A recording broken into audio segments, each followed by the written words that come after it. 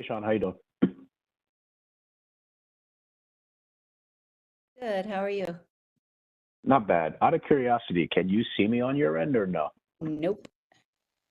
Okay, gotcha. I'm So, actually having some weird problems with my background being blurred, which is not that big of a deal, but sometimes that blur yeah. thing is weird. No, I got you. I got you. It's just that I have my video enabled, but you're just seeing the spirit of me, not me actually. So, give me a second. I'm gonna leave and Yeah, join back and see if that does yeah. anything. You have time to do that? Go ahead. Okay, cool, cool, cool.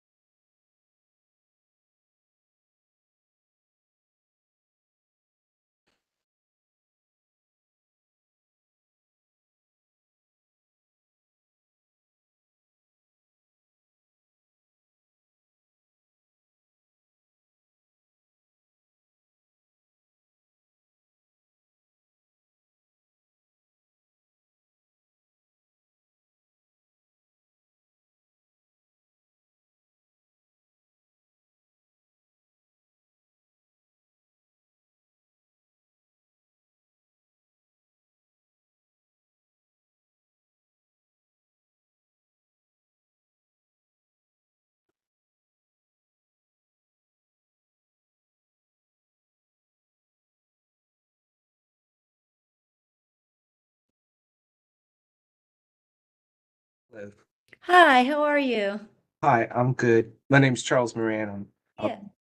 up. Oh yeah, I put it in the nameplate there. Yeah. Um, I really appreciate you taking the time to join us tonight. And the co-chair, actually, one of them was just on, but he had to hop off and try to hop back on because of camera issues. But they are both going to be here shortly. That's good. And actually, I had an email from one of them, Eric Oster, you'll meet in a minute, who we're keen on isn't the right word. We're interested in hearing the impacts of the budget cuts on the libraries and are situated to consider letters of support and that sort of thing, if that's an ask that's out there. Um, so, so don't feel like you're being glum if you bring us that bad news. Okay, great. Yeah. So I'll just say like I'm a little green at this. How many people will be at this? Or You are there know, lots of people there now? Or it's just you and me? yeah, no, it's just you and me right now. We usually get about 15 people who are joining Okay. here on this platform, 10 to 15. Um, and then it's being live streamed at the same Oh, okay. time. And then also will be recorded and will live on our website as an ongoing resource. Okay. Um, the co-chair is actually, I'll be quiet when they come on because they'll actually run the meeting and they're good at that. So if you have a presentation, um, and you can either talk us through it, or if you'd like to share your screen, we can arrange that. Oh, all Um, right. Yeah. Yeah, I would probably end up talking that's about. I super good. That's I fine. didn't. I feel weird. I didn't really prepare a slide or anything. I didn't. Don't feel weird at all because we're also happy to have conversations with people's faces versus Right. Yeah. PowerPoint after PowerPoint. So it is all good. Hearing about what's going on at the Kensington Library Program Sure. Services, um, pivots due to budget cuts, pivots due to priorities, um, anything on your wish list that the community board might support Yeah. is all fair game and valuable information. We're also going to then jump into talking about our 17th annual youth conference, which is scheduled for early March. And the Brooklyn Public Library has always been a participant in that event as well. So you're welcome to stay with us and hear about the event and chime in with ideas and suggestions. But you're also excused after your presentation if you want to move on to other things in your evening. Yeah, I could stay on until about maybe 7:30 or 7:45, I think, at the, Okay. but because I'm at work still and we close the building around 8. Yeah, we don't want you trapped all night. Also, Okay. yeah, we participated last year in the youth. I sent a young adult librarian to host a table, and we thought we'd want to send him again with some projects to do for the participants. So Groovy. Well, that is Eric. Eric is one of our co-chairs, and Carl Henry Cesar is on as well. So I won't share any more details. You can, thanks. they'll take it from here. And we've got another minute, Eric. And I'm sure other people will be jumping on. But tell me when, because we're not recording right now, and I'll hit the record button when we're for real. Okay, we're 6:29, T minus 45 seconds to list off, maybe. Yep. So, folks, for today's session, I'll be speaking from the ether because my video, I click start video, but it's just a void, and so I figure my name speaking may be better compared to a void and my voice. so we'll see.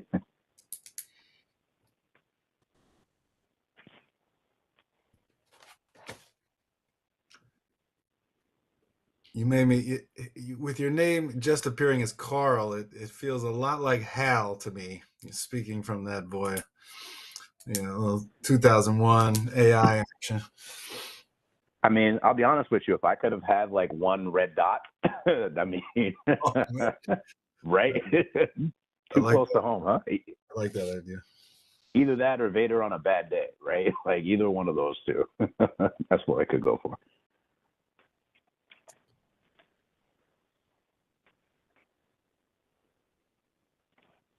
Hey, what's up, Ornella? Hey, Charles. Hey, folks.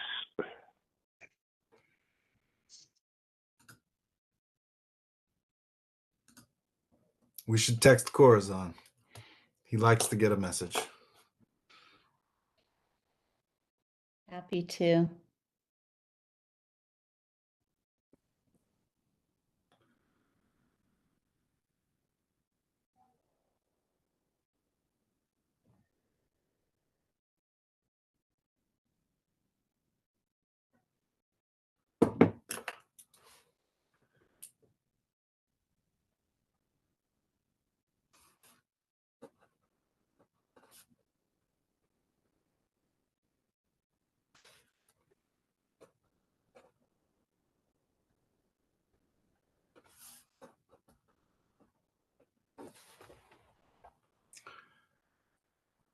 Well, it's 6:31. Shall we?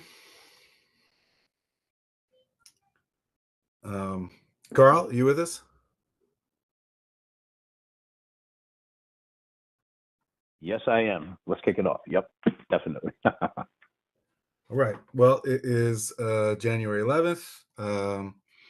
The motion to begin the Youth Services Education Libraries Committee meeting. Do we need a motion?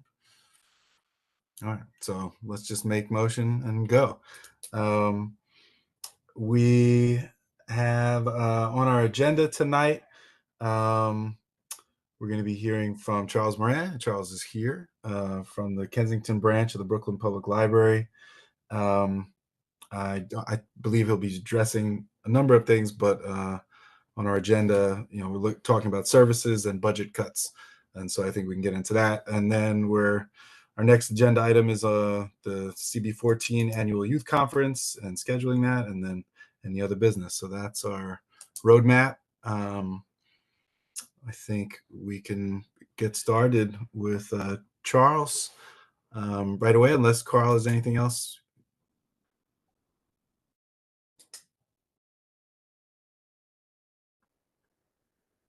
I agree. We can get started right into it. Yep. It's kind of like the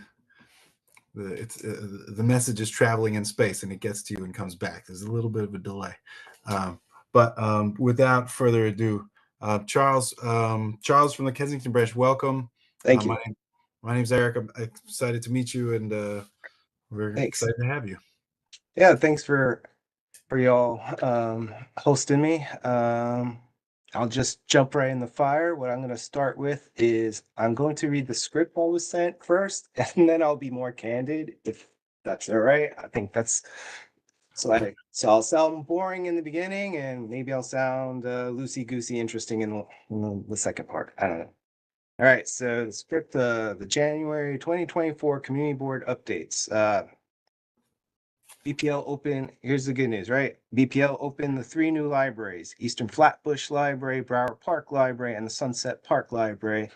There are 3 beautiful new libraries. Please check out our borough's newest libraries if you're around any of those neighborhoods.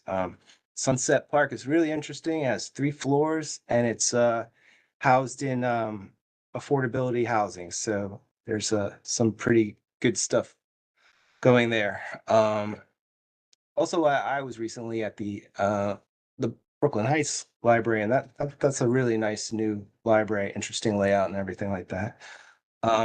Let's see, BPL has focused on teens. BPL now has 5 special teen tech centers around the borough, and last year hosted 52 teen takeover events after hours at dozens of branches. So that has not happened at the Kensington Library, but our partnering libraries like Kings Highway, they have this Teen Tech Center, which is in conjunction with Best Buy. It's also happened at the Bay Ridge Library. Off the top of my head, those are the 2 ones that stand out. And it brings a lot of the new technology like green screen, photography, and different types of gaming consoles and other tech type stuff for the teens to experiment with and feel empowered, right? Let's see. My own branch and region highlights. All right, so just before the let's see, around the 20th, we did a tie-dye program for teens. We did our young adult librarian, he has a tie-dye kit, and we reached out to had 20 participants tie-dyeing t-shirts with some funds we were able to get before the fiscal or the year ended, and yeah, that was pretty fun and successful. I would say that was our highlight. We've procured a English conversation volunteer. So that has kind of helped with the community looking for English as a second language. All right, so that's a looking back at 2023.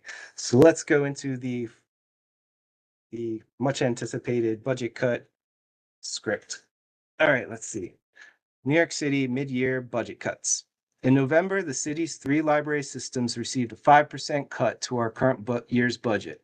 For Brooklyn Public Library, this has meant ending Sunday services at the 8 locations that were currently offering it. All our branches are now only open 6 days a week. I would like to say on our behalf, we stayed open longer than New York Public Library in Queens. We stayed open until the 17th of December. They all ended it in November, so kudos to Brooklyn, right? We're tough guys. Anyway, we have also reduced spending on library materials, programmings, and repairs. So that means building repairs. And now I will read the script part where we know how much New Yorkers rely on the vital resources of libraries provide. We remain committed to meeting your needs as best as possible and advocating against further reductions in the coming months. All righty. So I would say, what does the reduction in materials means? It means they're spending less on the physical material as well as the digital material. If you were interested in digital material, like through your Libby app and connecting the library cards, they have reduced the digital checkout limit for patrons from 20 to 10. So now you can only borrow 10 digital items. The digital holds So if you need to request a book that's not readily available digitally, I don't know if everybody's familiar with how you request a book. It's called a hold system. So now digitally, it used to be 10, it's going to be reduced to 5. Physical holds, so if you're into bookie books and DVDs, it's going to go from, we had increased it recently to 15, but it's going back down to 10. So it's going down to the original 10 of requesting. There are people who borrow and forget to return for a while, and then they get a letter from a collection agency. It's not really a real collection agency. It's just a reminder, please. It's a scary letter that says, please return your stuff, but it's just a scary letter. Usually works, gets the books back. And then we forgive the fines, right? We have no fines at Brooklyn Public Library, and so far we're sticking with that. That scary letter will come sooner to people. So I don't know. It's called it's a build item. So it's just saying, please return it or please pay for it. Yeah, so that all took into effect recently. In fact, I had a teacher, so there are teacher educator cards, and that usually allowed teachers to be able to request 50 items so they could help their classes. And she was like, what's going on? And so we had to read the fine print and see that now it has gone from 50 requests, so she can't request the 50 up to 50 books for her class. It has gone down to 10, which kind of is like, okay, that's sort of extreme. But anyways, so there was that. And I don't know, I was going to, I don't know, this is different, right? This is WebEx. I thought in Zoom, right, there's like the chat. I could link, I don't know if there is a chat thing to dump a link in. I don't know how to do that, but I would just, there on our webpage, you can see these changes, what the library itself has written officially. But I'm not sure if you guys have that capability. Yeah, Charles, I'm sorry. We have the chat disabled for this meeting. Oh, okay. No, it Ken. totally makes sense. Yeah. But yeah, we could have stood to keep it in. But what I'll do is when we post this on our website, as we do with all of our recorded committee meetings, we'll add the link to that as well. Okay. So I would say, right, I don't know if I'm talking to anybody who works at the library or anything. So like, I know there's some sort of, like language, right? Like if I say the J floor, people are like, what's that? And we're just mean the children's floor, right? So where I'm going with that is where it says reducing spending on library materials, programming, and repairs. I guess it's the repairs thing that is what I will elaborate on, because that affects community as well. With less repair money, that would mean the libraries that are under renovation would probably be delayed even longer in reopening. So like right now, there are closing and renovations. Some of the libraries that are closed for renovations are Bedford Library, Carroll Gardens Library, the Clarendon Library, which seems to be closed for a while, Leonard Library, the Mapleton Library in our community has just closed. So we're getting a lot of those patrons here, as well as Ryder Library, because they've been closed for quite a while. So now we're getting Ryder and Mapleton patrons. The Red Hook Library. There's parts of Central is under construction. And then there's the annex, which is down by Adams Street. And the annex is part of that. It's under renovation for that, like the Teen Tech Center. They're opening a Teen Tech Center. Coming down the line is the Flatlands Library is going to close for renovation. And the Center of Brooklyn History, which I heard is a very old building anyways. So with the budget cuts, there might be a target date for instance, Clarendon had a target date to open. And now it's going to be now their they have a new target date, which is September.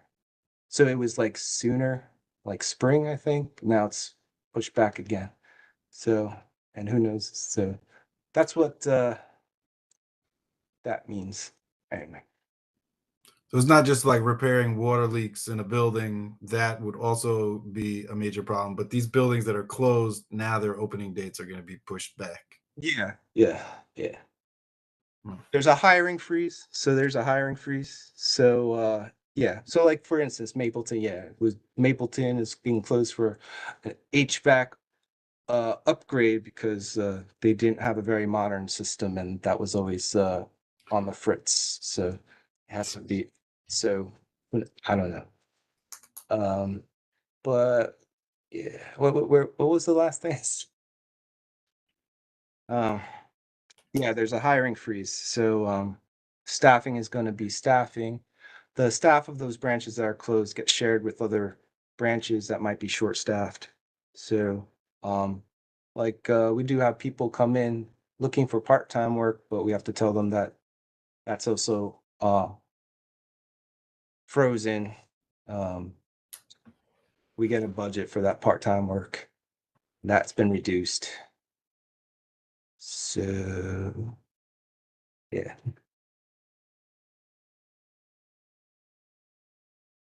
Am I? Go ahead, Sean. Thank you. Yeah, I have a couple of questions about the budget cuts, Charles, and budget cuts are always bad news, but they drive me especially crazy when they seem to be penny wise and pound foolish. And the delay on repairs seems to me that it will make those repairs more expensive as we move forward in time. Money tends to lose value, and then the additional burden that it puts on the libraries that are taking the overage actually is going to create more wear and tear. And so I don't see how these budget cuts ultimately save money, and I'm wondering if that point has been argued or if any cut cost benefit analysis has been done that you're aware of? No, no, I would not be aware, right? So like we have I mean the way the structure is we have our CEO Linda Johnson, and then we have our chief librarian, his name's Nick Higgins, and we have our financial officer Karen Sheehan, and I believe that three top speak to each other about some of the strategies that they want to implement in the very beginning. I would say, I mean, this is us speaking theoretically, like me, because I only read some articles, and it always seems like there's always a threat of a budget cut, and then the city council dips into their pocket and helps bail out the libraries in a sense. And who knows if it's like a mayor and the mayor playing chicken with the city council to like not dip into the city budget. And so I think maybe, and it's just theoretical. I know you're recording it. I don't want to get in trouble, but I would say theoretically, maybe this is our kind of way of saying here's like a soft way of seeing how it can impact in this meantime. I mean, this is the first 5% that's been proposed, and now starting in January there will be a second 5%. And if that 5% goes through, the next strategy would be to limit more hours, which is Saturdays. So like maybe it will impact Saturday service, right? So like that would like start to cut. Right now, all libraries are open Saturday, but maybe half the libraries will be open on Saturday. So that's how that will go forward in January. And I think what the strategy would be is to try to protect the workers so that service can still be provided well during opening hours. But then I guess if things happen because the next fiscal year comes in June, July, but right, June, we know what's really going to happen. That's when I guess maybe staffing could be impacted with the last in, first out kind of thing. So, which we're trying to avoid. Things that the library is trying to set up is, and I think this was on the agenda, like what support could happen is like February 7th is Albany Lobby Day. So a lot of library staff does sign up to go and show and lobby and connect to senators and council members to say, look what this community needs. Yeah. So say, and so that is also another recommendation. If people are available, you go to try to join lobby day in Albany on February 7th to lobby your, but if not, a letter campaign is there. Write everybody, speak to everybody. Yeah.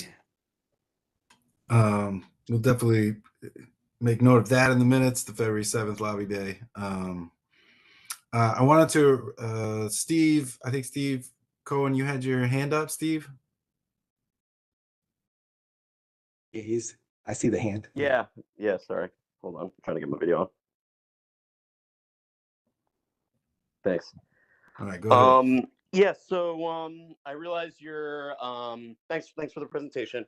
I realize you're at Kensington, but since this is I guess more seemingly was described as a general discussion about libraries, I did want to bring up Cortelyou Library.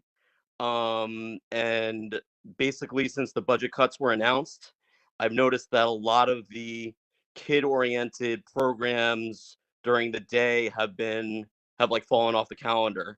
Like train times on Mondays, story time / sing along on Fridays, maybe toddler time on one of the other days has been taken off the calendar. I have spoken to the Cortelyou branch manager about it, and it seems like it's a staffing issue. But I just wanted to make the point that a lot of these programs are really well attended. They're relied upon by local parents. A lot of folks, there's only so many daycare slots open. A lot of parents, have their kids with nannies or are home with them, and these library programs are vital for giving kids something to do, especially with the cold weather out. Not going to take the kids to the playground in freezing weather, let's say.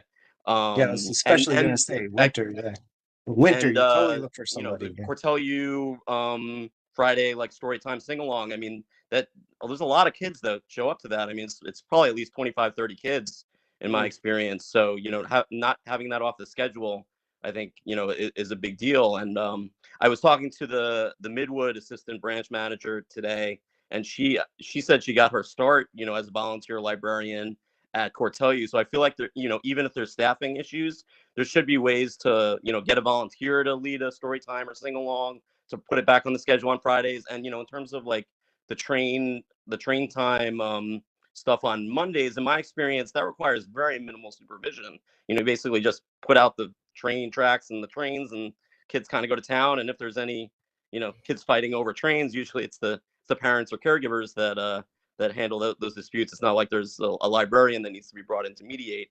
So not that I'm an expert. For all I know, someone needs to spend hours sanitizing all this stuff. But from my layman's standpoint, it seems like you don't really need much staffing to keep something like that on the calendar. So that's just what I wanted to bring up. Thank you.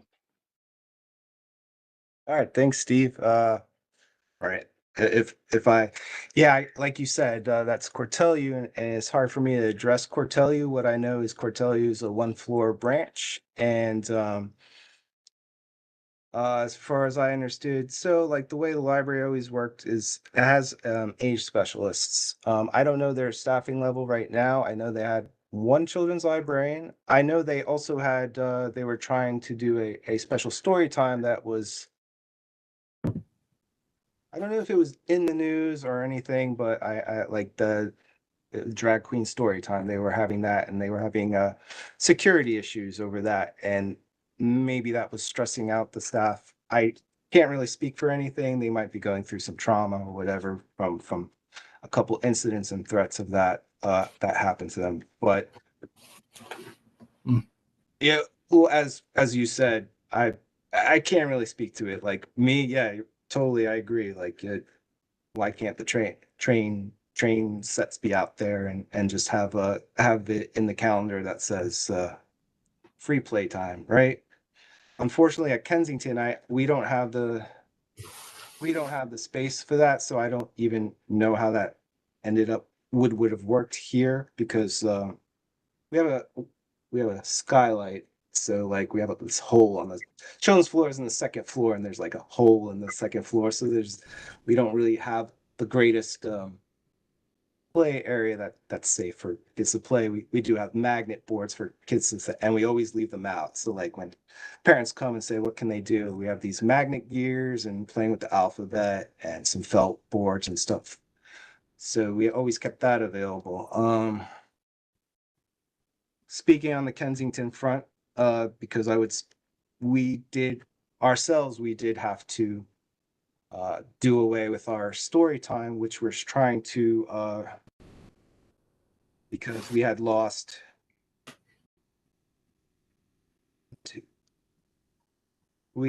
about 4 staff members.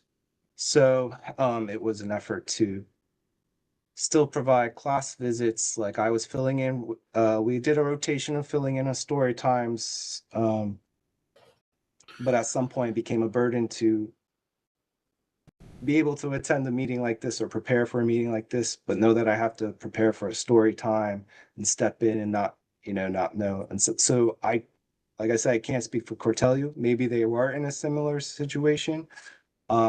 Right now, and I know you say volunteers.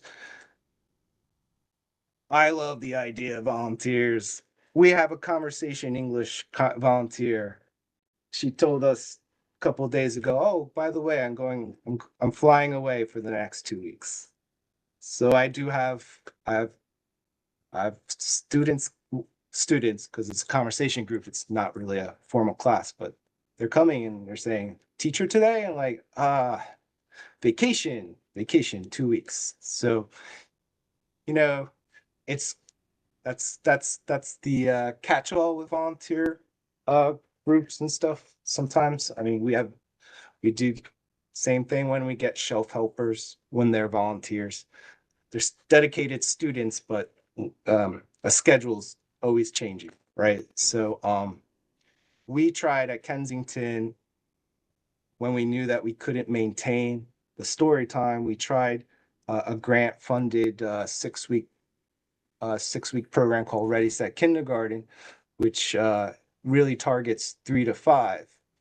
And that happened on a Saturday, and I don't know, the grant leader said, you can have 11 or 2. It's like 11, of course, right? 2:00, it's too late. And but it ended up, it's 3 and up. So a lot of the young people, the parents with the really young babies couldn't really participate as well. And it was good to have. It didn't work. Our average at that time ended up to, and that itself is a stipend run. So there was an outside teacher who was stipend. So she was dedicated to showing up. And although we had to recommend come a little early so you can prep, don't come on the time. That's but anyway, so that's what we did. We did get just to speak on a positive side for Kensington. Mapleton Enclosure, we received one of their librarians, and we also got a library trainee who will be a J specialist. And I am the William Lunas, the branch manager, are working to train her to get ready to do story time. And I think I'm pretty confident we'll be able to bring back story time end of January, beginning of February on Wednesdays at 11.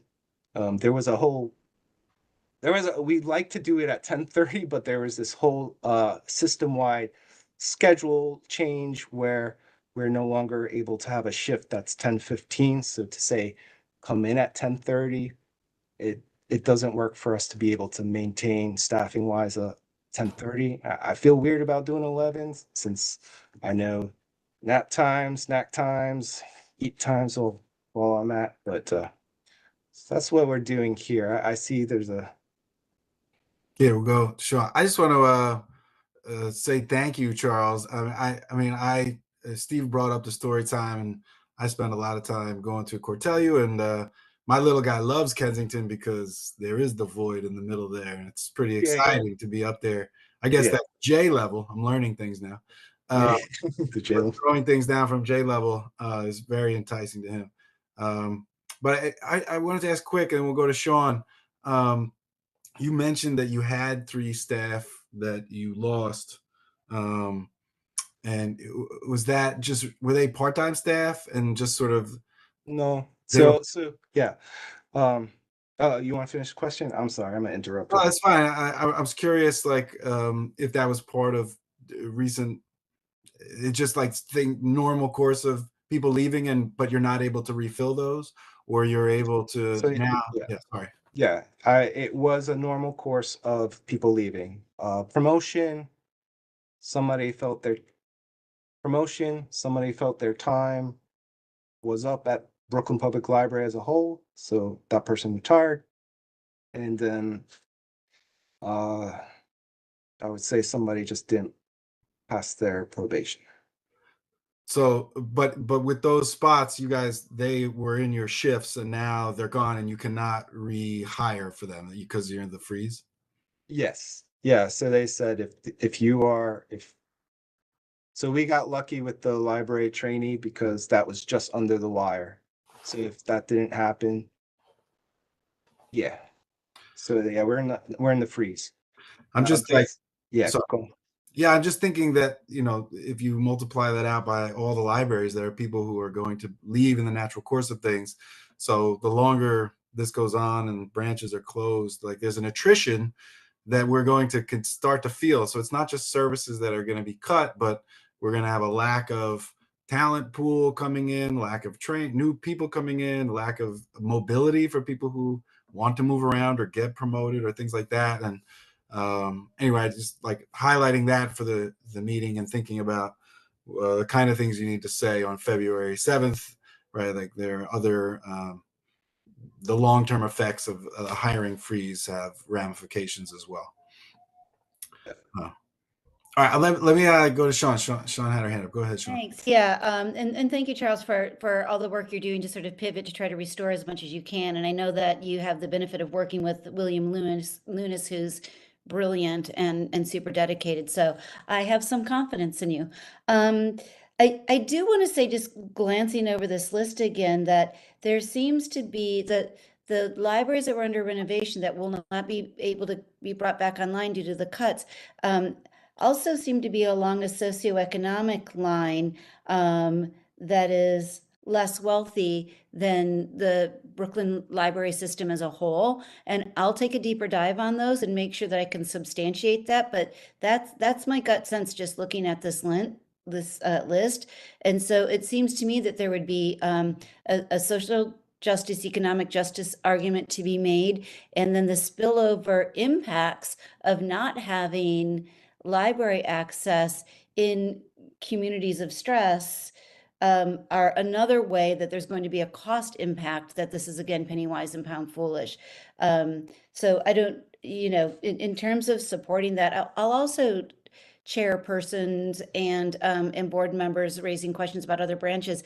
We'll do a quick gathering from all of the branches in the district of their like top level gut punches, so that we can speak specifically about what's not being provided in our district now. Sounds great. I think, certainly having specifics for the neighborhood. I mean, anecdotally, I just I'm on the parent association of a Title I school, and we just heard from the parent coordinator that we'd have a lack of computers in general in our school community, but our parent coordinator is hearing from a lot of families, some of them some new migrant families, but others, many just in the neighborhood, don't have Wi-Fi access and have been asking. They asked the parent association to lead a library card drive to make sure that these parents and families have access to going to the library to be able to access materials. They're declaring, random remote school days. And, I also have worked as a teacher, and, the idea that we just flip to remote learning often does not take into account how many families will not have access to that. So it's that I feel like that's a challenging decision from the city to just say, oh, we'll just remote learn and we'll just make it up. And again, there's a high percentage of families that don't have access to Wi-Fi and are using the library and need the library for those computer stations. And I think Sean's raising a really important question. Like, if all these families around the district are sent to the libraries on a snow day and trying to access things, if there's branches closed, this is an education and just family needs issue as well. Yeah, I would say that was a highlight of 2023 for, at least for Kensington. We were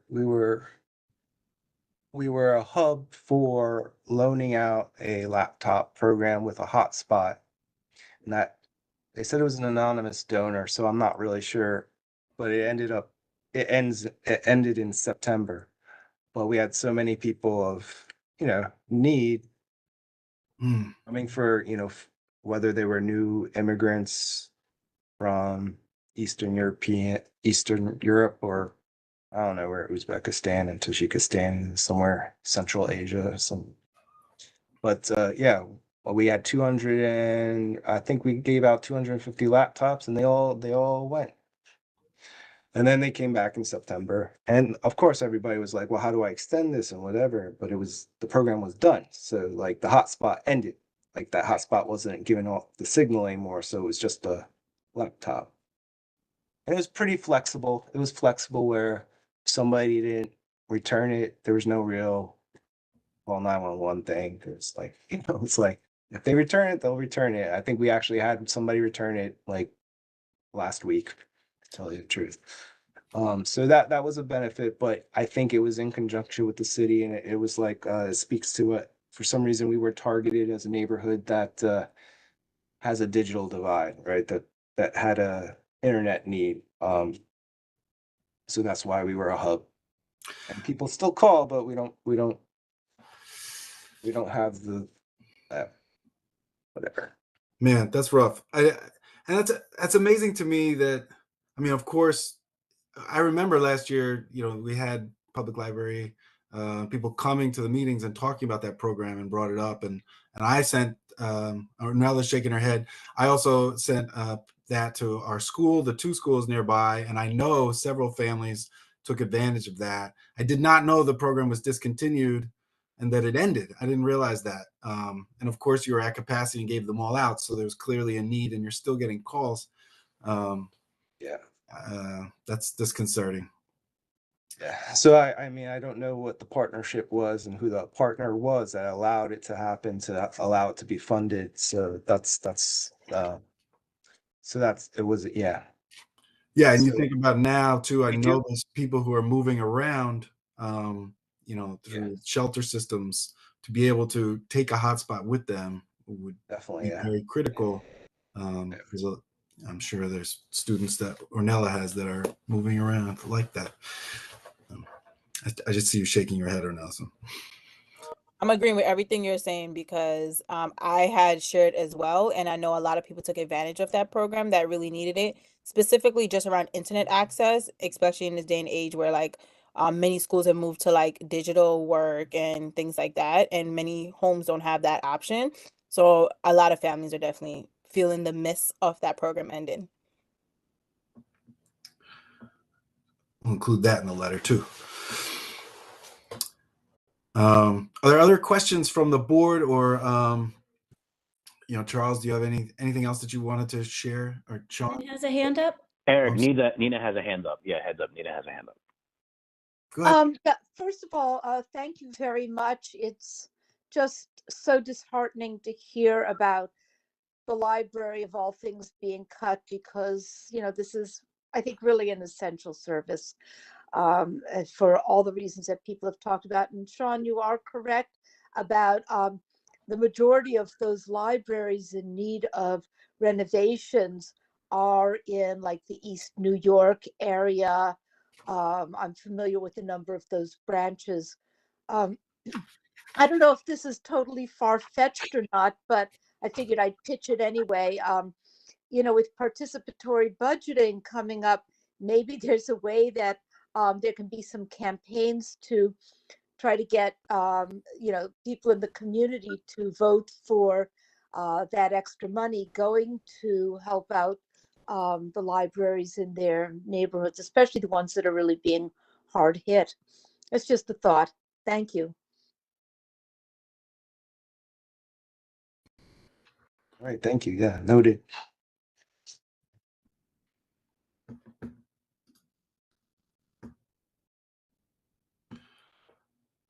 Don't say any other questions or comments from the public. Sean, did you have something? No. Okay.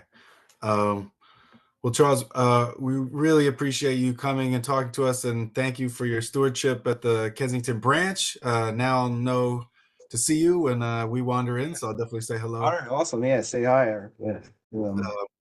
But we really appreciate it. So thank you for all you're doing, and we'll try and work with you and be in touch and see how we can advocate for the system as a whole. All right, thank you. Thanks. And thanks for letting me speak to the board. And anytime. All right. Hopefully I didn't stick my foot in my mouth. Well, I do want to say though, you did preface this by saying you were going to. You were fine. You were fine. Yeah, you prefaced by saying this was going to be the boring part at the beginning, and then you immediately said there's 3 new beautiful libraries, and Yeah. I thought that was great news, and I want to highlight that the Eastern Parkways. I'm going to go to that Sunset Park, the 3-floor one you mentioned. Oh yeah. So and I'd never even heard of the Teen Tech Centers. So you headlined with some really exciting news. I don't want to. Awesome. All right. We should continue funding that. Yeah. Part of what we're working on. But anyway, thank you so much. We do 3D printing. So every once in a while we give away 3D prints, and every 3 months our tech person, he does a 3D print workshop so people can see it in action and kind of try to do questions. So like, what do you mean you do? What do you mean you give away 3D prints? Hey, go to his desk. Oh, he's got stuff. Here's a frog. The dude made a frog with the 3D printer. Isn't that pretty cool? And wow. So this is the giant one. Then he has tiny ones that he gives away. So he prints out a whole bunch and a lot of people come far and wide to just get these little figurines that are made with the 3D printer. So the word gets out. Yeah, word gets out. Yeah. All right. Well, see, more exciting workshops available. We're learning the whole time. Thank you so much, Charles. You can hang on if you like, but or go home. Yeah, I gotta You're welcome to stay. We're talking about youth planning board, but otherwise, welcome to sign off, and we'll see you soon. All right. Carl, do you want to lead this next part here? Sure, definitely. And so basically, folks, the next part of this is planning for youth conference. I believe it's our 17th annual one, and it's going to be the first Wednesday. Oh, Nina, you got a question? Oh, okay. I thought you did. My bad. So yeah, you're fine, Nina. So basically, our youth conference is going to be at the Flatbush Y. It's going to be on that first Wednesday of March, which is March 6th. And it's going to be from 4 p.m. to 7 p.m. So those are the very high-level things. There's a couple things for us to figure out just in terms of, and not necessarily in order of importance, but for example, like what the official name will be that incorporates Dwayne's name, right? Because we have the Memorial Fund plus the funding that Council Member Joseph gave us, which can go towards that. So one of the things we should definitely figure out is you know, what are we calling this to honor, you know, Dwayne as well, right? That's one of the things. The other things too is we've had robust discussions about the attendance and engagement of the workshops compared to the interviews. And so one of the things on the menu is for us to definitely get more solidified in terms of what we are doing or will not do with the workshops, and then what will happen in its place, right? The other things to figure out are just in terms of the interviews, how many people do we think we'll need for the interviews? You know, how many people do we think have registered? Is the registration link live? So there's a couple of things on the agenda, but I think the first thing that I'd like to kick off with is just that for the YMCA, did the district office get confirmation in terms of setup, in terms of will they set up everything themselves, or is it they will partially set it up and then, you know, whoever's available needs to come by a certain time to help with that setup? Well, they'll set up the tables and chairs that they will be providing us, and I didn't get confirmation on the number, but she was pretty sure when we were all there. I think it was about 40, 45.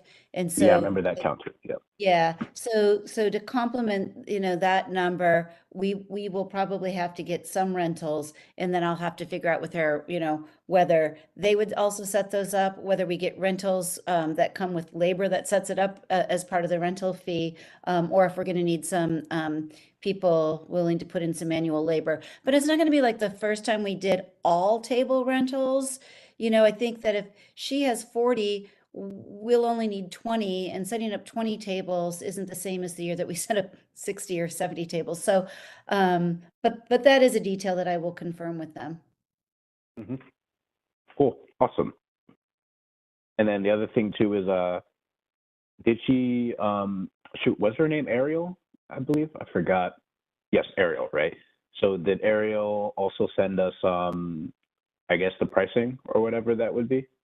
No, I don't have the pricing for that. I do have, we're going to have to make a budget, but we don't always bring the budget through committee. It just kind of is what it is. And we definitely have the funding to cover this because we've got the $5,000 reso money from Councilmember Rita Joseph. And then there's also room in the CB14 budget this year. So I have no worries, none, about covering it. And I know the Y pricing has traditionally been lower than the where did we have it last year? Brooklyn College Subo Center. We have Brooklyn College, yes.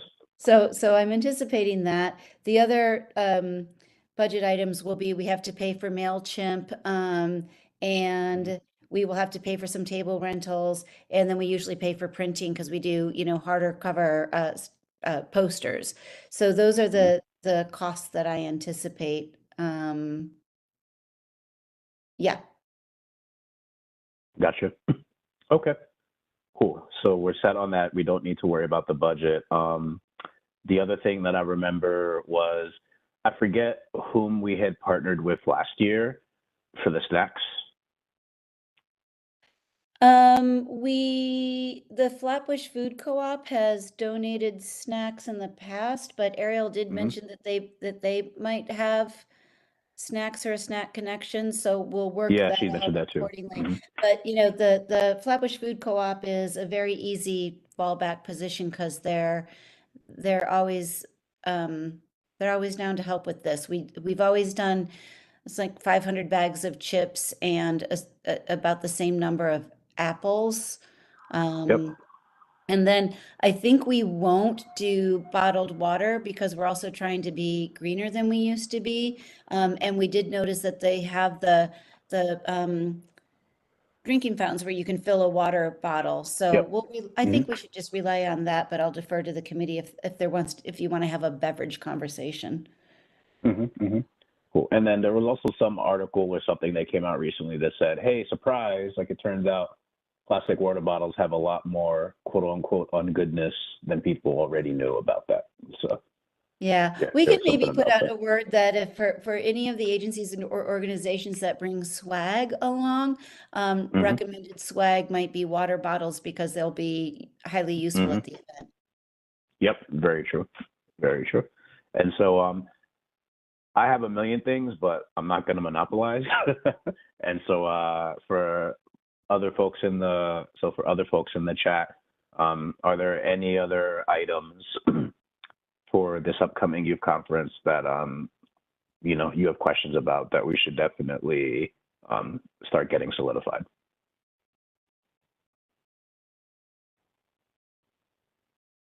Carl, maybe to help guide that, I can kind of jump in with what our timeline looks like that we discussed in the office. Okay.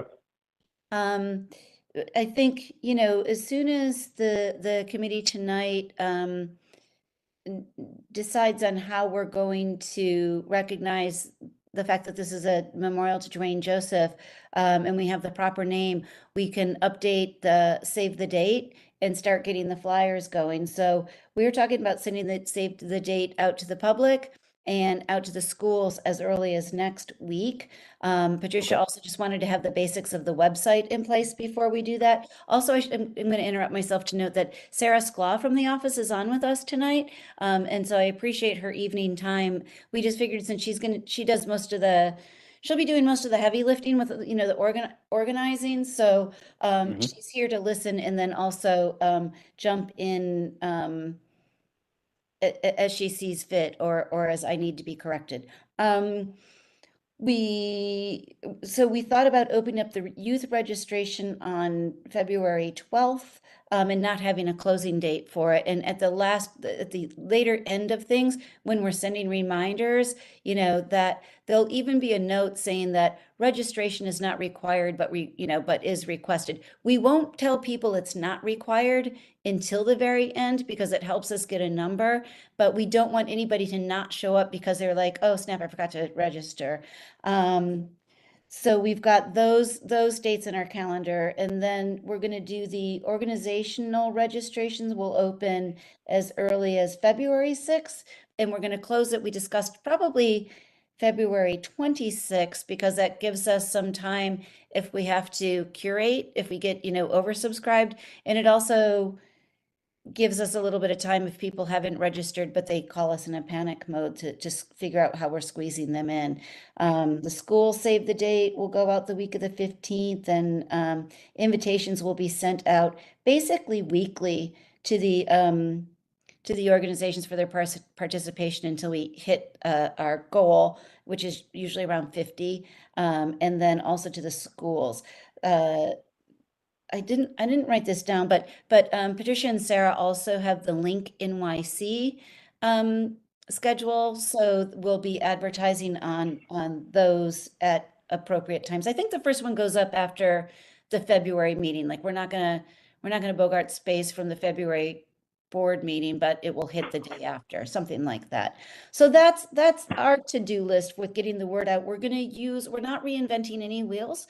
We're going to use basically the same website design, wording on the invitations and all of that. So we can post those or send those out to the committee in case anybody feels like there's something like glaringly out of date. We will consider work, but basically we're using all of the same templates.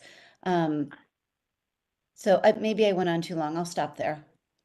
No, that's great stuff. Just because that's great stuff, though. Just because to recap, ideally the flyers, digital and hard copy, and also the website that goes up by basically end of next week, which would be, okay. So we have that, and then we know that the target for the organization registration period is February 6th to the 26th. And that for the youth, that registration date will open on February 12th. There won't be a closing. And then also that it looks like the communication to the schools themselves, ideally that starts going out the week of February 15th, correct? Yes, yeah. Okay. And so we have the main dates then. So I think then, given those timelines, yes, let's just come to consensus on what we will call the youth conference. And then once we do that, then that means we have that set for some of that communication that's targeted for next week. And then I think one of the things we can decide as well too is just did we already come to consensus on I think the next question after that is just confirming we came to consensus on what we would do for the in place of the workshops, like having some sort of video where the the various organizations do their Yeah, loop or something like sort that. of on my to-do list to make sure the committee arrives at consensus on the whether it's the 17th annual Community Board 14 Youth Conference in memorial of Dwayne Joseph or some other way of doing that. Talking about making sure, I think the decision has been made to not do workshops, but what there will be in place of that. And so I can talk a little bit more when the time comes about the videos idea.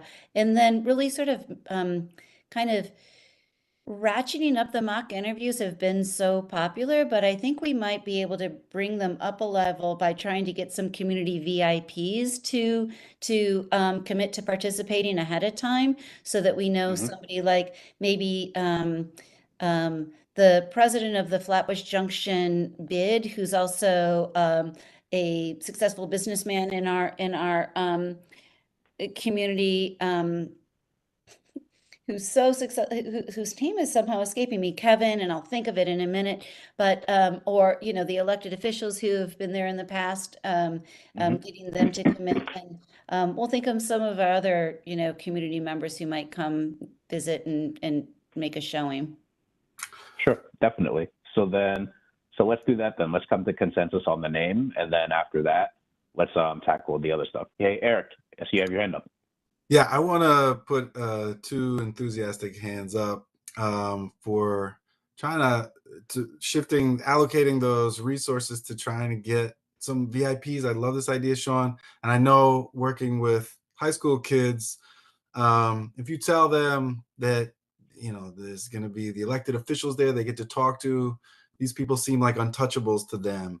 And I feel like, one element of the youth conference that speaks to me is that the kids are there and they have their own agency, and in a way that interview is kind of like a networking thing, right? Like, see yourself, who are the people in our community. It's sort of like a meet and greet, even if they're not thinking of it that way, even if we're not branding it.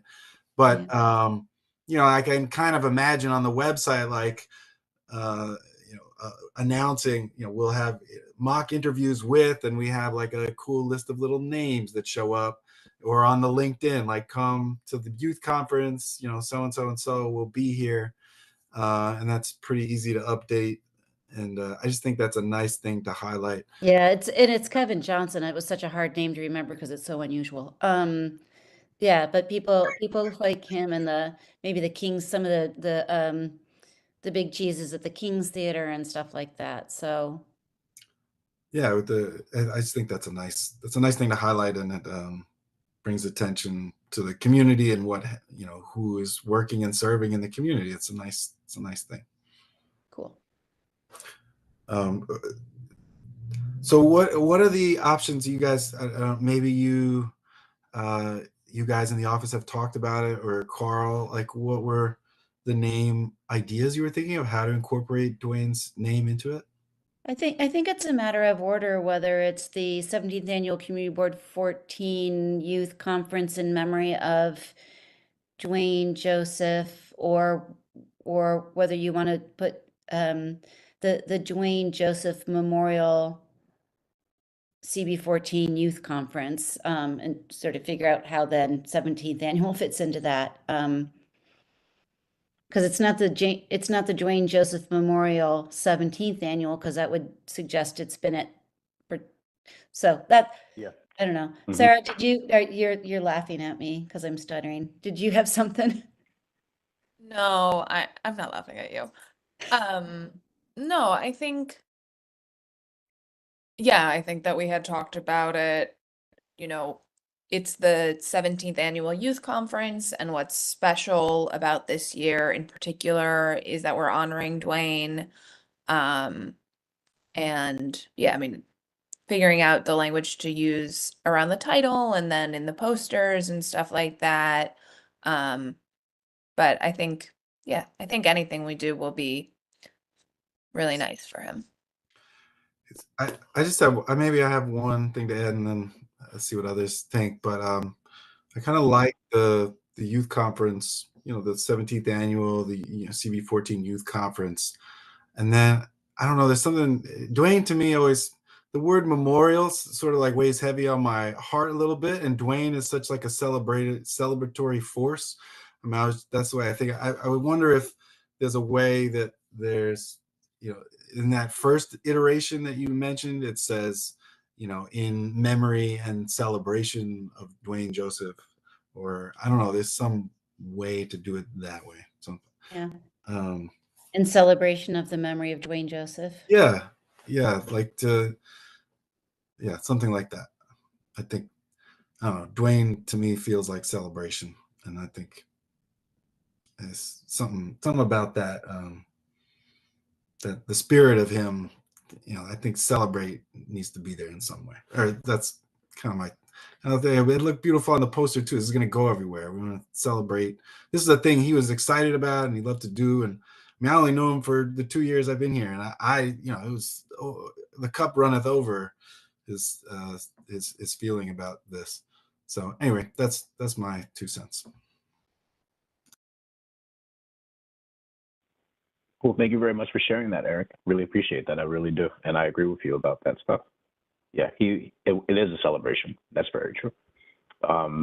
So yeah, basically, as Sarah and Sean had mentioned, yeah, basically those are 2 options, right? It's the youth conference in celebration and memory of Dwayne Joseph, and then the other option is, the Dwayne Joseph celebratory or something youth conference, and figure what that is, right? So, I mean, for me, personally, I'm leaning. This is just me, right? I'm personally leaning towards the one that is in celebration. Like that's the one that I gravitate towards. Just because I agree with you, Eric, about him being a celebration, and also Dwayne was also the kind of person where, for all that he didn't want his name in the spotlight. And so I'm thinking having his name not be the first thing and being the second thing, like I feel like that aligns more with the way he operated.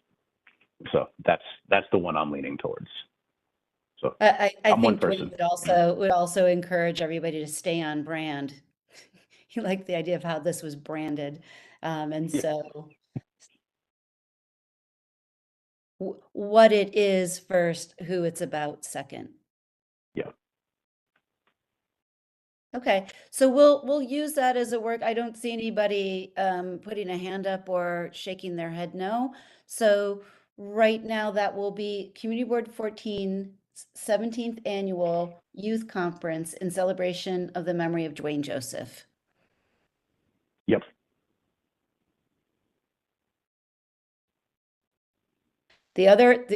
Or else the 17th Annual CB14 Youth Conference. I think that's better because then I don't have a possessive. The 17th Annual CB14 Youth Conference in celebration of the memory of Dwayne Joseph. Yeah, you're right. That's tighter. Yes. Yeah. Mm-hmm. Okay.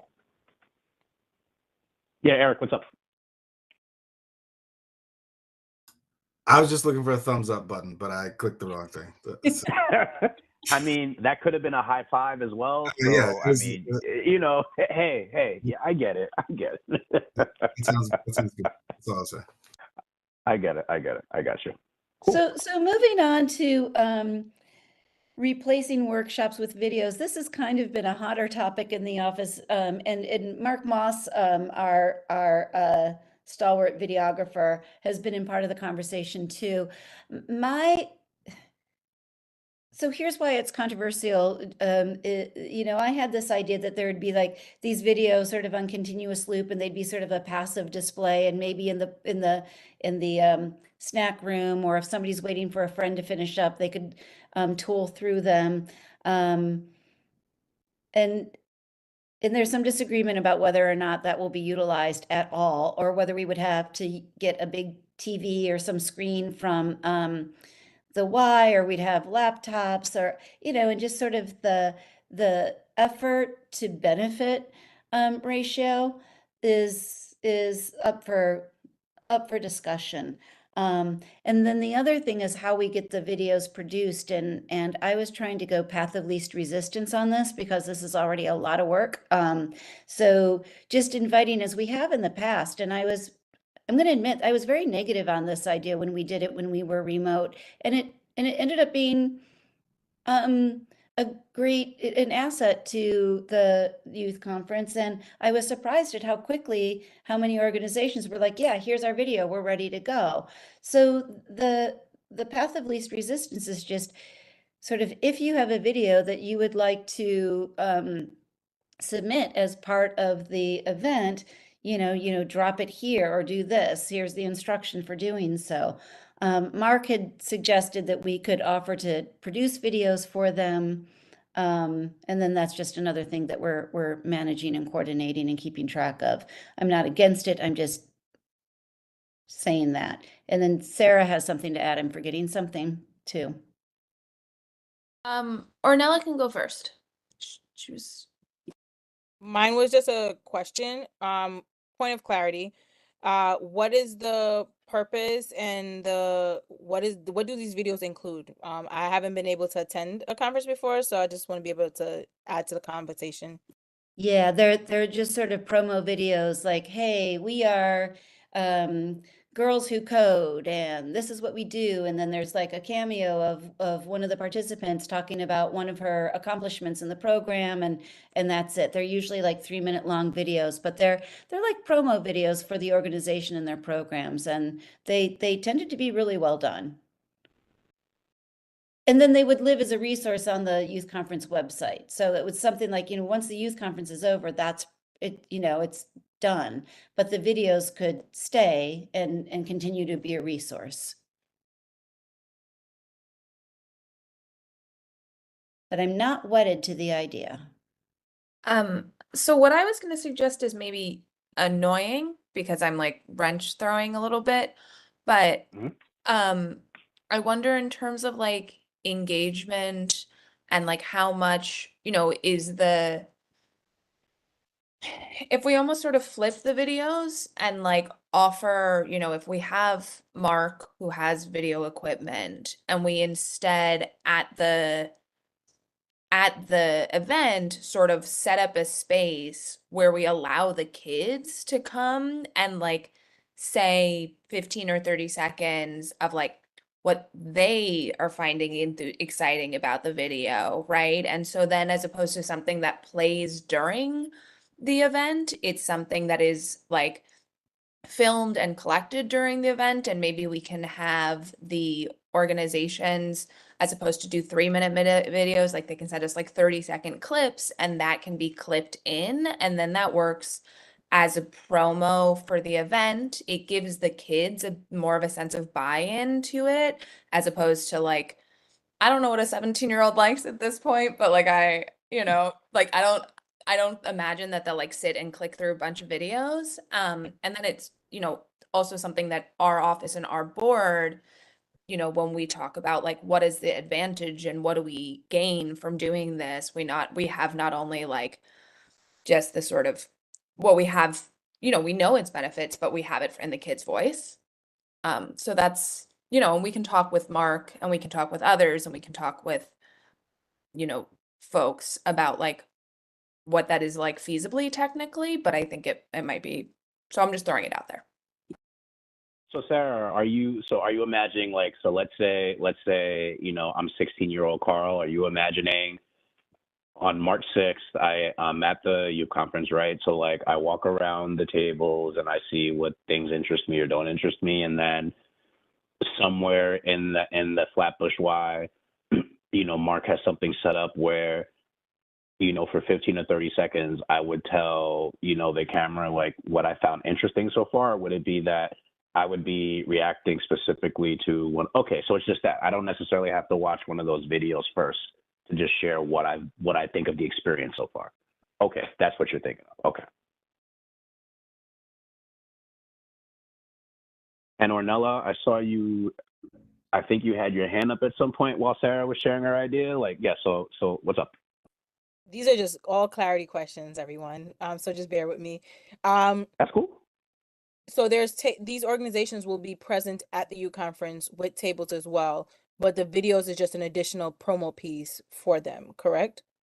Okay, so yeah, I'm leaning towards Sarah's suggestion as well to make it more interactive within the actual event. I also like it.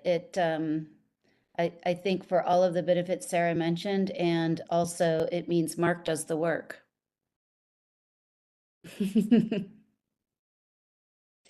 And then we'll talk to him so we can flesh it out more. If the committee wants to move forward with it, I'll, try to get more insight on how he could, produce it in tandem with submitted videos from organizations, if that works. Sorry, Eric, it's your Cool. meeting, and I spoke Yeah, over. Eric. We're all in this together. I just want a second or third, I guess fourth at this point, Sarah's idea. I like that. I really like the idea of I don't know, as when we did the walkthrough, the sort of, I've been thinking about this, like the thought of like these sort of videos playing in like the snack room. I don't know, doesn't really, it just Not doesn't make exciting. sense. And it's not useful. The people that they actually would be learning about are out at the tables, right? So it's redundant and it's not as good anyway. But if that space was used to sort of debrief people who've come out, I mean, just the way Sarah's describing it, the video is sort of like producing in my mind, right? You see, it's sort of like a little time capsule of the youth conference itself. And then that goes on. And then people like Ornella, who have never been to the youth conference before, would click on that next year as she's thinking about it and be like, oh, this is the stuff that's there. This is what it's going to be like. And so I think it'll be really valuable in recruitment for future ones, and just like a nice time capsule of what it was. It sounds great. Thank you for sharing, Eric. So Sarah, you got your hand up. What's up? I just don't know how to put things down. It's not still up. That's hilarious. I don't believe you don't know how to put things down, but understood and acknowledged. Okay, cool. So definite. And so, yep, a bunch of us definitely like that idea. Like I saw Florencia had put a thumbs up at some point. A bunch of us definitely like Sarah's idea of using this video as a way to engage, engage with the people whom we're supposed to be serving there, right? And so, yes, let us know how the conversations with Mark Moss play out. And I guess another piece of that too would be, disclosure forms as well too.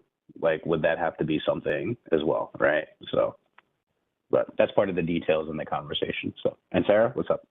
I was just gonna say, so in the past with disclosure, we have had signs up around that say, like if you're in this space, you consent to be videoed, and then if we can sort of work out the more, because there's always been photography of the event. Yes. But and I don't know if there have been like video clips in the past. I don't remember any. So we have that worked out, and then we can figure out if we need to like make another form that like for the kids who, do a longer like 15-30 seconds thing, if we want to also have them like sign off on something that's like, yes, I'm okay with this being whatever. But yeah, but good point. Okay, cool. Awesome. No, thank you for letting me know some of the stuff that had been done already. And so those are like some of the things that could be leveraged, right? If additional things need to be done, then they'll be done as well too. Okay, cool. Awesome. And so just looking at some of the main things that we've taken care of. So like we've come to consensus on what the name of the youth conference will be. And then also, Sarah, thanks for sharing that really cool idea. And so we have an idea in terms of how to better engage with, youth who attend it. And so then, a next step will be conversations with Mark Moss about, what that would look like. I'm trying to think. And also, too, we have Sean's idea of like getting some VIPs, right? Some area VIPs as mock interviewers, right? So that's something as well, too. And I'm trying to think. What are some of I think one of the open items too is just what our date would be for our February meeting, right? Because we'll definitely need to have a February committee meeting. I'm wondering, are there any additional planning items for the conference that we need to tackle as well. Yeah. So if this works for the co-chairs, I liked February 21st for the youth services meeting, and I was planning on not putting anything else on the agenda, unless you have a strong request, but keeping that just strictly as the last planning meeting before. And then for your consideration is the idea to do this one and do that one in person at the board office, so that we're all together, all hands on deck, and really coordinating the last full court press details to make sure that we're all set and ready to go. Gotcha. So you're looking at Wednesday, February 21st in person at the board office? I am. I mean, Okay. Wednesday's a little bit hard. It could be the Tuesday, the Wednesday, or the Thursday, but that second to last week of February, and I think I picked the Wednesday because it's exactly 2 weeks out. Okay, gotcha. Eric, what's up? I'm looking at my calendar. What do you got? That happens to be the school winter break week. And in person sounds great. I really think it would be nice to have the in-person one. I don't know where I'm going to be, whether we're taking the kids and getting out of the city or what. I would, if I could do it that week for sure, if it was virtual Remote. or hybrid.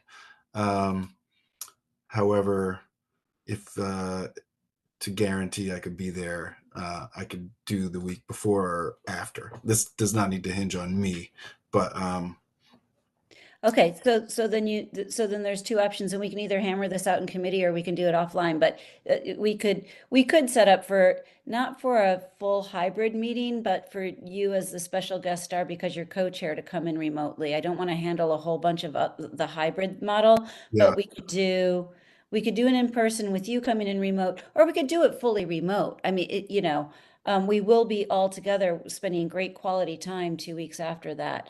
Or we could look at Monday the 26th, because then you'll be there for sure. Just a warning that I've already confirmed a Tuesday the 27th Community Environment Committee meeting. I don't know if that matters. Two committee meetings in a row might not matter to this committee, but just full disclosure.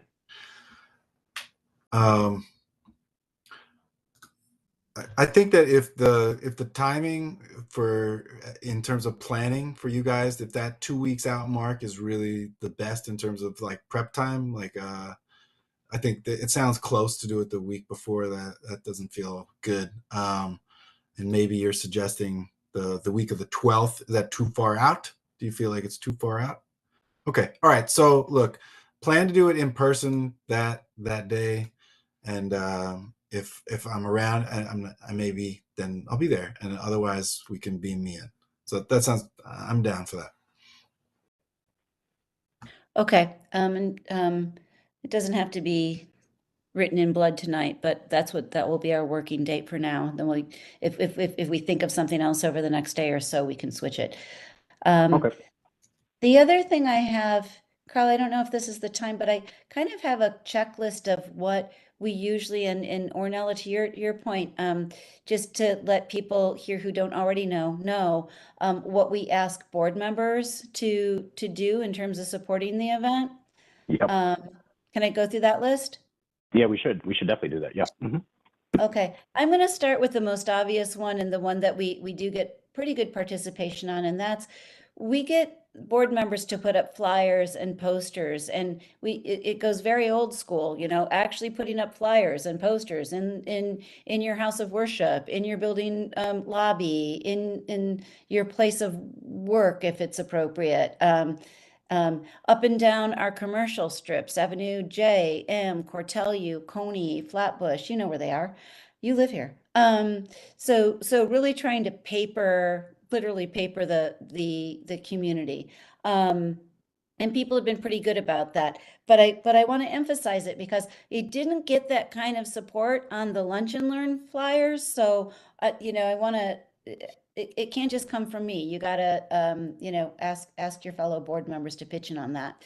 The other thing we're going to ask for, other board members in the past have taken the reins on driving the social media. Dwayne specifically did a lot of social media work on this, Facebook, Instagram, Twitter. And so if there's, and you don't have to say now unless you already know you want to do it, but that is something that it would be nice to have somebody from outside the office doing and posting and reposting and sending out to networks. We thought that well, obviously then we need people all hands on deck day of the event so that we've got enough board members volunteering day of, and social media. Oh, and this year we haven't done this before, but we thought I might make a list of the schools that are in the district or in proximity to the district that we know are real feeders. And I've done this, I always plan to do more of this than I get to do because of how crazy it gets in the office. But if we could have whatever number of board members are willing to put in calls to the parent coordinators and or guidance counselors at our local schools, just to make sure that they're getting the word out, I think that goes a very long way because they've got 5,000 things a day that they're doing too.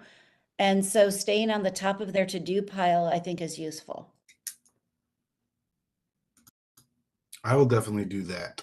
Okay. So, and that would be a thing that would be closer, to the, like a week out, just, doing that final push and making sure those schools have, that they're messaging it out. And I think we were going to put together a list of, it depends, depending on how many board members we have willing to do it, we give everybody 3 or 4 schools. Because it's not just going to be 3 or 4 calls, right? Like you have to call and then they'll say, it's not me, it's this other guidance counselor and whatever else. So we figured the number 3 or 4 worked as an ask for your volunteer time. That assumes you don't Sean, like die of frustration at the phone call tree, because those trees to call schools, oh my God, some of those are so like enraging. So Sell it, Carl. Sean, this is Deborah Valentine. I would volunteer to make phone calls. Great, I got you on the list, and Eric's on the list. Yeah, I don't mind making calls either. Quick question though. When do we anticipate flyers being ready to get posted? So that should they're pretty fast. So we have the draft from last year. We just gotta make a couple of changes, and then the people we print with they can turn printing around in like less than a week. So we'll have them at least 3 weeks ahead of time, hard copies, no problem. Probably earlier than that, I could even say. One other ask that we can put out to board members is translation. Last year we had Haitian Creole, Spanish, Russian, and maybe Urdu. We can do Spanish in-house. I think we have some Creole speaking board members, but any other like languages that people want to flag. Last year we made, a big run in English, and then we made smaller runs in all of those other languages as well. Sarah, can you list those languages again? I was just wondering about translation before you brought that up. Yeah. Spanish, which we can do in the office, Haitian Creole, Russian, and then I don't remember if it was Urdu or Arabic. Absolutely Urdu. Okay. And we can get that from Copo. Cool. Got you. Okay. Thank you for those. Appreciate that. And I think Yvette Clerjean helped us with Creole. We may have gotten our Russian from Copo too, but if anybody has a source on Russian language translation, that would be helpful, just in case I'm wrong. I got a source on Russian. I got Bangla. I got Urdu. You doing the 9 DOE languages, Eric? Is that what you're doing? This is PS 217, my friend. I got a line on all of them. Yeah. Okay, good. I think we're covered. And if there's anything we didn't think that should be, I don't know if Uzbek it needs to be there in addition to Russian. We can talk about that too. I got Tajik. I got Uzbek. Tagalong? I probably do, but I haven't tapped that recently. Now I'm just playing the game. Like let's all name the language of limited dispersion in the district. Okay. for our CB. So I see two people have their hands up. Let's do Florencia and then Sasha. Good night, everyone. What about Mandarin or Cantonese? We haven't done Chinese languages in a number of years. But if we have a source, we can. There's nothing stopping us.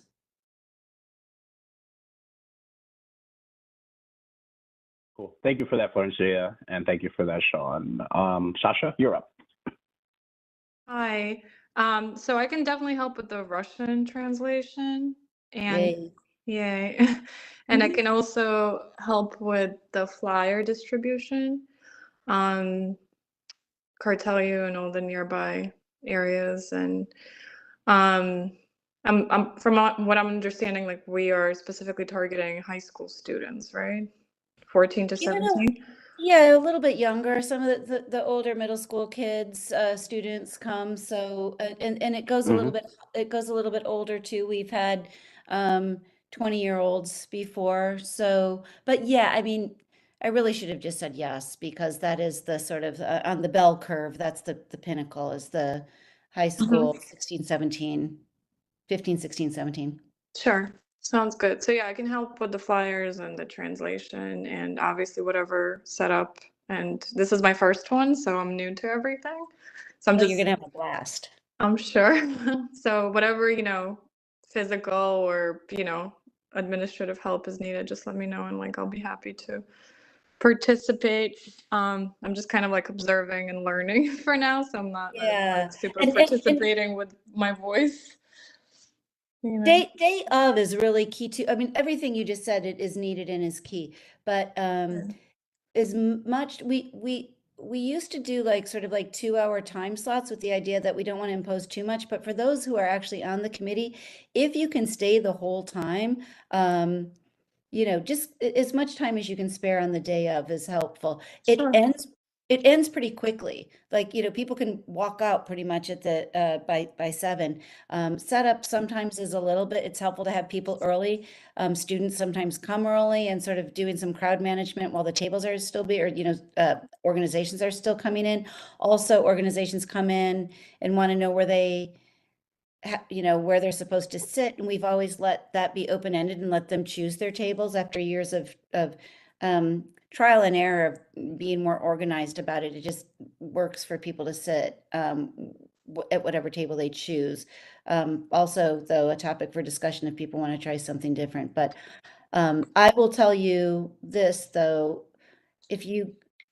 whatever time you can give the day of, I guarantee you're going to be glad you're there. Yeah, no, I planned to be kind of available as much as possible the day of. Yeah, so I'm just, I'm open to do whatever tasks necessary to do. Great. And that's huge. So thank you very much. We Sure. all appreciate that, right? Definitely. Thank you guys for putting it together, and I'm learning, so I'm happy to participate. Awesome. Thanks. Cool. So we got our tentative date for the next meeting. That'll be February 21st. And we've also outlined some of the things that folks can help with, day of and beforehand as well, right? We got the flyers, we got the social media outreach, some of the help the day of, and then reaching out to the guidance counselors and the parent coordinators, and also translations as well too. So we're in a good space. I'm trying to think. Ornella, did you So put between your hand up again? Sorry, Carl. No, I was just no, that's all right, wondering Eric. if we will be doing like follow-up email around the different things you want the board members or people in the committee to do. That way we can kind of like share that because I know some of the stuff is coming later, like the flyers are coming later, those kind of things. So yeah. Definitely, we'll do a follow-up email. I've been taking notes. We also can refer back to this. And we'll try to do it in a sort of timeline format so people can kind of adjust the calendars in their brains accordingly. So thank you, Ornella, and thank you, Sean. Yeah, Sean, what's up? When do we put flyer? I don't remember I'm the one here. I'm trying to look. Who can help me?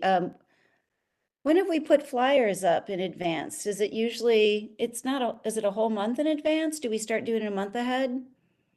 It varied. Like I felt like it was 2 to 4 weeks in advance. Okay. It felt like that was the sweet spot, right? Just because I think early on it was about 2 weeks, and then there were some people who said, "Hey, like I remember like Shahid was asking, hey, like what about in Urdu and stuff?" And then we went, "Oh shoot, like that's true." And so I think in subsequent years, 2 to 4 weeks became that sweet spot, just because it's like you have the English print, but then it takes time to find translators, and then you make sure you also have enough time to spread that word. So I think 2 to 4 weeks is a good sweet Okay. spot. And plus two, I don't think it hurts us, just because we're having the flyers, but then there's also social media outreach, and then there's the phone calls, right? So it's kind of like a multi-layered thing where it's just, we as a group, we're trying at least 3 ways to reach out to people in the community to let them know this thing is happening. Yeah, and to Eric's point, if the week of the 19th, which is 2 weeks before the event, is not a school week, the schools are not going to be messaging it out that week. So that might be a kind of an important week to have it out on the street, where people are, and in other places, to libraries and other places where students might be going because they're not in school. That's very true. That's very true. So I saw Florencia had her hand up, and then Sarah. So Yeah, hi again. I remembered we had the online flyer first, because I remember sending out the online flyer, the save the dates, and then we had saved the date, then we had sent out the online flyer. Then I remembered picking up flyers. I think it was 2 weeks out, Okay. 2 weeks prior. And, I did I'm glad someone will be doing the Cortellia corridor this year. I did there, I did, I did Foster and Church Avenue. But, but yeah. And also, are there any Lunch and Learn series flyers in the office? I need to pick some up. Thank you. Okay, Yes. great. awesome. Thank you for giving us that reminder of the timeline, especially with like the online flyer going out first, Florencia, and then when you stop by the office to pick up the in-person ones too. I really appreciate that. The save the date graphic will be done literally tomorrow. I just have to change the language, like add the celebrating Dwayne Joseph thing. So we will have a save the date graphic tomorrow, for next week. We will have digital flyers by the end of next week. I'm looking at my calendar, the one we made within the office, that says we should have hard copy. I don't know if this is hard copies to the printer or hard copies in our office by 2/6, so a month out, which seems pretty manageable. At least in English, and then maybe a week later for some of the other languages, but they will we'll try and make them as simultaneous as possible. And in years past, we also mail hard copies of the flyers, both like a big poster size and a smaller flyer size, to the schools, to elected officials. We can send them to other youth-oriented locations. If there's places that you want us to, you can also shoot us emails for suggestions of places that they should go. I've been going through the sign-in cards from last year, and just sort of noting, in addition to getting some more email addresses, the main feeder schools that we're getting people from. So lots of people from Erasmus, lots of people from James Madison, from Murrow, but also from Brooklyn Tech.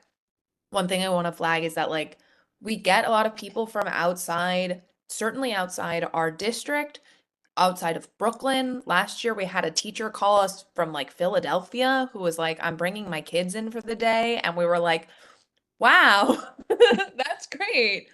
So, if you work in Manhattan or in Queens or in somewhere else, but you're in a space where there will be parents or kids, you know, it's not like it's like Brooklyn or else, you know, we're open. Wow. Awesome. Thank you so much for sharing all that. The Philly Eric, bus. you're thinking about Philly. The You're thinking about Philly Philly, bus huh? trip. Yeah. I hope they Is went that to the Bucks King's County? Theater What is that? after. Survey says maybe they became an Eagles fan. Who knows? You know, the jury's out on that one. Sasha, I see you have your hand up. So. Yeah, I was curious if there's a possibility, I don't know, like in terms of attendance to get more kids in. Is there a way to somehow through teachers arrange some kind of extra credit assignment that they can participate in if they attend? Is that something that you guys do already? Yeah. Sarah, you signed some of those like community service credit forms that they would bring with them? Yeah, we'll give kids community service hours, whether if they come, you know, we can say to teachers, we can include it in the, you know, when we send out the flyers to them or emails or whoever, we can say, you know, if you want to give your kids 5 extra credit points for something for coming, we're happy to sign something that said they were here. So we're always happy to, you know, confirm for students with their teachers that they attended. Sean, you're making a face. Yeah, I think that it comes from the schools, like what the schools decide is Yes, eligible it's for on the that. schools. Okay. So I don't know that we've put it out as a carrot, but I know we've signed plenty of form. Sounds good. Thank The you. thing, sure, no problem, Sasha. Thank you for sharing that. The thing that comes to my mind is just for the past few years, the big question mark has been the SYEP timeline, just because we've always found out later and later, and Yeah. so the question I have is, it's a twofold, right? So the question I have is basically, if it turns out the SYEP push kicks off after our youth conference, then like, what's our plan to notify, you know, basically like the people who attended? So I guess that's my first question, and then the second question is, do we know who the new person is in DYCD who could let us know what the timeline may be? Because for the past few years, it's been a new person every time, right? Well, Like, it's still Alexander Bentoncourt, and he was on the okay. Borough Service Cabinet meeting with me earlier this week, and so Okay. you know, I announced that we had our date set and told him that I looked forward to working with him this year. So you know, I think that we have it planned so that it should dovetail well with SYEP, but you're right, we don't have a great crystal ball on that.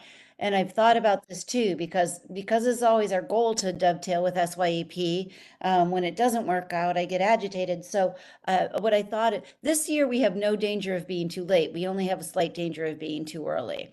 So what I was going to ask DYCD to do is, and maybe Kojo could pitch in on this as well, is do like a prep for SYEP, and here's what you anticipate, and here's what the form looks like, and here's what, you know, just to get everybody, if they can't apply on site as they do when the timing hits right, they can at least get some prep materials on it. Gotcha. So then, okay, that's great. And so then, and we could even sort of market it as like, get a leg up, get a head start, get a leg up on your SYEP, you know, get ready for it to succeed, you know, that sort of thing. Gotcha. Okay. That's interesting. Yeah. Okay. Got you. Cool. So I'm looking, I don't see any other hands up. Folks on the call, does anyone, you know, hands or not, does anyone have any questions or comments regarding, you know, what you've heard so far?